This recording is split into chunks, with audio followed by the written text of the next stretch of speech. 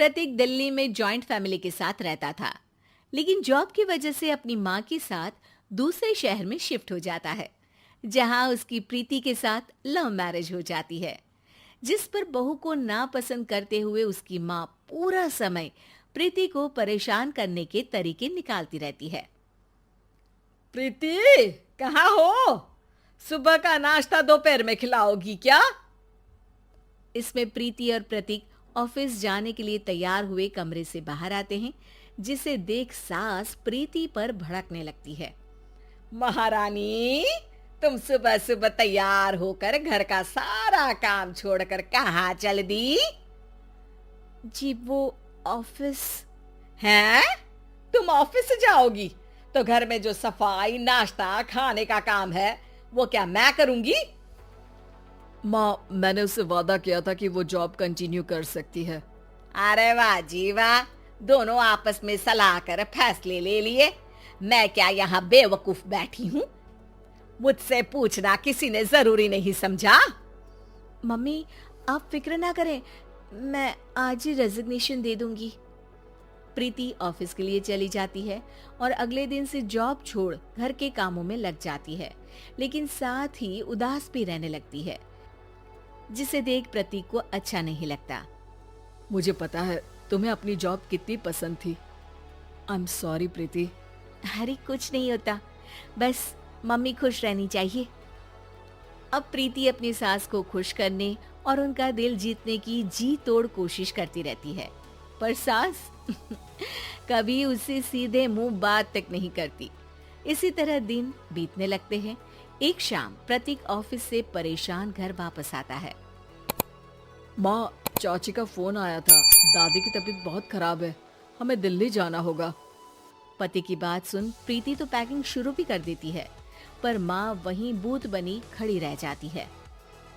लगता है मम्मी अपनी सास से बहुत प्यार करती हैं, तभी उनके बीमार होने की खबर सुन शॉक में आ गई। ये प्यार नहीं, परेशानी है। तुम तो ऐसे सोचो कि अब से जब तक दिल्ली में हो तुम्हारे अच्छे दिन शुरू। अच्छा, ऐसा क्या है दिल्ली में? वो तुम्हें कुछ ही घंटों में पता चल जाएगा। सास के रिएक्शन और पति की बात से कंफ्यूज्ड प्रीति दोबारा पैकिंग में लग जाती है, जिसके बाद कुछ घंटों का सफर तय कर तीनों दिल्ली पहुंच जाते हैं, जहां घर के अंदर पहुंचते ही लोगों की भीड़ देख प्रीति परेशान हो जाती है। हे भगवान, इतनी भीड़! प्रतीक, कहीं तुम्हारी दादी को कुछ हो तो नहीं गया ना? पागल, ये भीड़ नहीं, मेरा परिवार है। क्या? इसे तुम परिवार कहते हो? अरे इसे तो जिला घोषित कर देना चाहिए। तुम्हारा परिवार का तो अपना पर्सनल बिग बॉस बन सकता है। हैरान परेशान प्रीति परिवार वाले सदमे से बाहर निकली भी नहीं होती कि सिर पर पल्ला रखे शांत तरीके से सबके साथ बात करते हुए अपनी सास को देख उसे दूसरा सदमा लग जाता है। हाय राम, ये मम्मी का ऐसा भी कोई रूप है? ये तो मुझे पता ही नहीं था। ये तुम्हारी सास का ससुराल है। तभी प्रतीक की बहन बोल पड़ती है, यहाँ आपको ऐसी ऐसी चीजें देखने मिलेंगी जो सपने में भी सोची नहीं होंगी।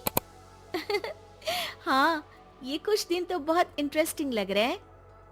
सब एक साथ दादी के कमरे में जाते हैं, जहाँ पहुँचते ही उसे दादी की आवाज सुनाई देती है।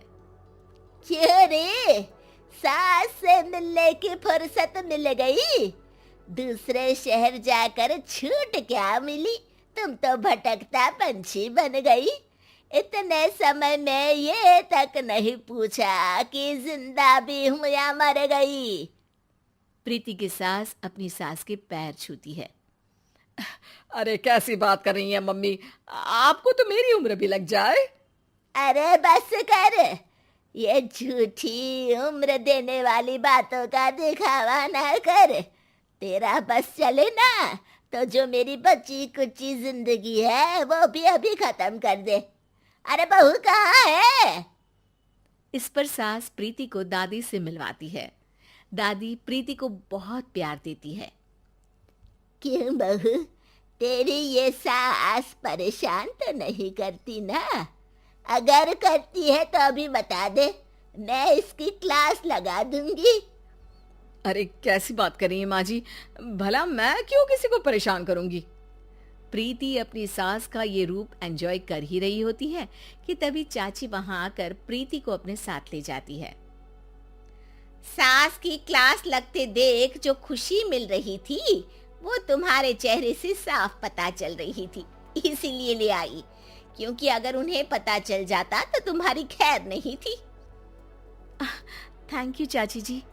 चाची और प्रीति घर में झूले पर बैठी बात कर ही रही होती है कि उसकी सास भी वहां आ जाती है। मतलब यहाँ सारा काम मैं करूं और तुम बैठी हंसी ठिठोली करो? अरे चलो जाओ खाना बनाओ। सास प्रीति को डांट कर काम करने भेज देती है, जिसे दादी देख लेती है और एक बार फिर सासू माँ की क्लास लग जाती है, जिसे पूरा परिवार मजे से खड़ा होकर देखने लगता है। क्यों रे, मैंने तुझे काम बोला और तू उस बच्ची को परेशान कर रही है। सास की कोई इज्जत रह गई है इस घर में या नहीं? यहाँ खुद की सास होते हुए भी ज्यादा बड़ी बन रही है। अब नहीं मम्मी जी, मैं तो बस थोड़ी मदद के लिए बोल रही थी। सास रसोई में जाकर काम करने लगती है और दादी प्रीति को लेकर वहां से चली जाती हैं। इसी तरह एक हफ्ता बीत जाता है, जिसमें दादी अपनी बहू को डर, इज्जत और प्यार का फर्क समझाती रहती है और प्रीति उसका मजा लेती है। वापस जाते हुए दादी प्रीति और उसकी सास दोनों को अपने पास बुलाती है। मेरी बहू जिद्दी और अड़ियल है, इसलिए उससे हमेशा सही काम करवाने के लिए मुझे सख्ती करनी पड़ती है। लेकिन तुम्हारी बहू अच्छी है, तेरी खुशी के लिए वो अपनी जॉब और सपने भी छोड़कर घर में बैठी है। अपनी बहू के साथ प्यार से रहो। और प्रीति, अगर अभी भी तुम्हारी सास परेशान करे ना, तो फिर तुम्हें पता चल ही गया है कि शिकायत कहाँ करनी है। जी, अपनी सास के ससुराल में उनकी सासू माँ के पास।